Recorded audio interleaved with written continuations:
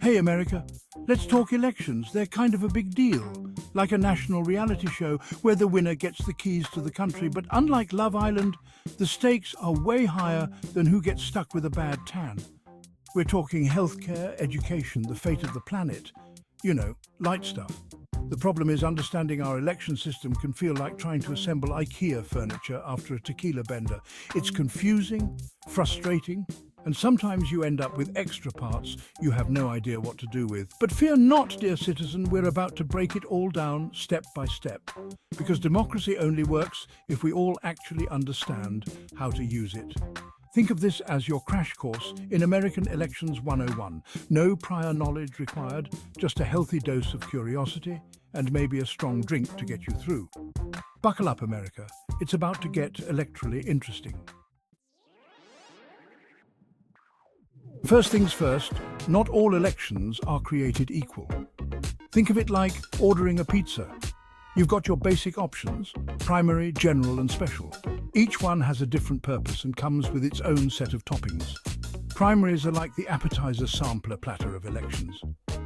This is where each party throws a bunch of candidates into the ring to see who emerges as the ultimate champion.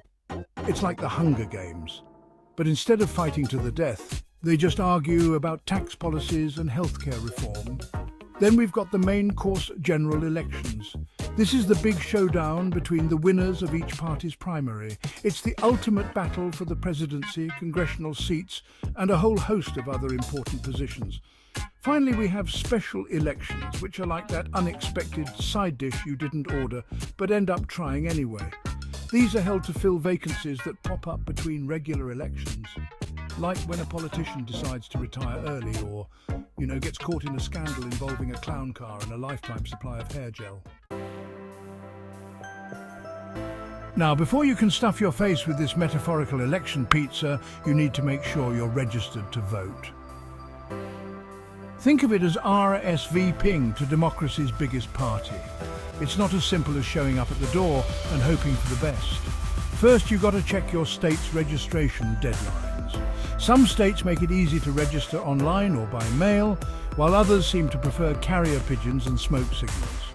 Once you're registered, you've got options for how to actually cast your ballot. You can go the traditional route and vote in person on election day, or opt for early voting if you prefer shorter lines and less election day stress. And then there's absentee voting, which lets you vote by mail if you meet certain criteria, like being out of town or having a severe allergy to voting booths. Now, let's talk about the Electoral College, the most confusing and controversial part of the American election system. Imagine a game of football where the team with the most touchdowns doesn't necessarily win. Yeah, it's that weird. Instead of directly electing the president, Americans actually vote for a group of electors who then cast votes on their behalf. Each state gets a certain number of electors based on its population. The candidate who wins the popular vote in a state usually gets all of that state's electoral votes. The first candidate to reach 270 electoral votes wins the presidency. Sounds simple enough, right? Well, here's where it gets messy. Because of the way electors are distributed, it's possible for a candidate to win the popular vote, but lose the election because they didn't win enough states to secure the necessary electoral votes. Let's talk about the major political parties, those two titans of American politics, constantly locked in an epic tug-of-war for control of the government.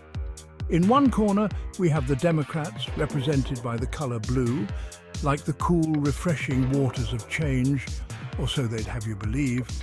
In the other corner, we have the Republicans, represented by the color red, like the fiery passion of, well, you get the idea. These two parties dominate the political landscape, making it difficult for third-party candidates to gain a foothold. They're like the Coke and Pepsi of politics, constantly battling for market share while smaller, independent sodas struggle to get notice. While having two dominant parties can lead to gridlock and polarization, it also provides a sense of stability and predictability. It's like choosing between two familiar restaurants. You might not always love the menu, but at least you know what you're getting into. Once the candidates have secured their party's nomination, it's time to hit the campaign trail. This is where things get really interesting. And by interesting, we mean exhausting and often ridiculous. Picture a cross-country road trip fueled by caffeine, ambition, and the occasional meltdown. Candidates crisscross the country delivering speeches, shaking hands, and trying to convince voters they're the best choice. They participate in debates, which are basically televised arguments moderated by someone who probably deserves hazard pay. Then there are the ads. Oh, the ads! From heartwarming montages to scathing attack ads, political advertising is a multi-billion-dollar industry that can sway voters with a potent mix of hope, fear, and catchy jingles. And let's not forget about social media, which has become a powerful tool for candidates to connect with voters, spread their message, and occasionally get caught in embarrassing scandals involving typos or ill-advised selfies. After months of campaigning, fundraising, and endless media coverage, Election Day finally arrives. It's the culmination of all the hard work, the moment of truth when voters cast their ballots and decide the fate of the nation. Polling places open early, often before the sun rises, and dedicated volunteers brace themselves for long lines and the occasional caffeine-deprived voter. Throughout the day, news outlets provide updates on voter turnout, exit polls, and any irregularities that may arise. As the polls close, the nation holds its breath, anxiously awaiting the results. It's like watching the final seconds of a nail-biting game, except instead of cheering for your favourite team, you're rooting for the candidate you believe will lead the country in the best direction possible.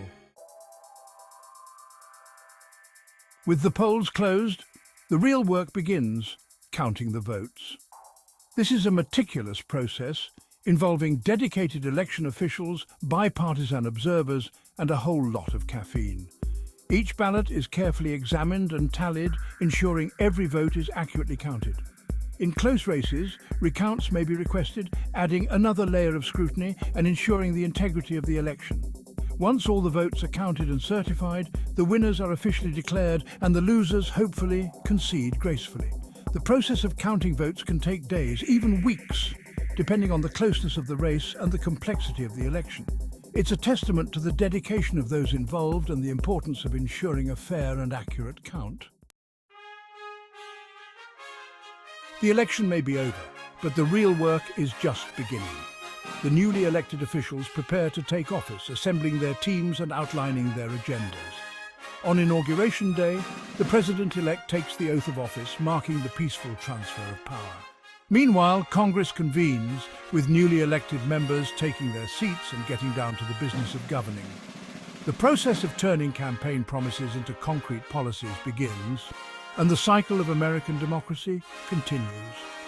Of course, the political landscape is constantly evolving, with new challenges and opportunities arising all the time.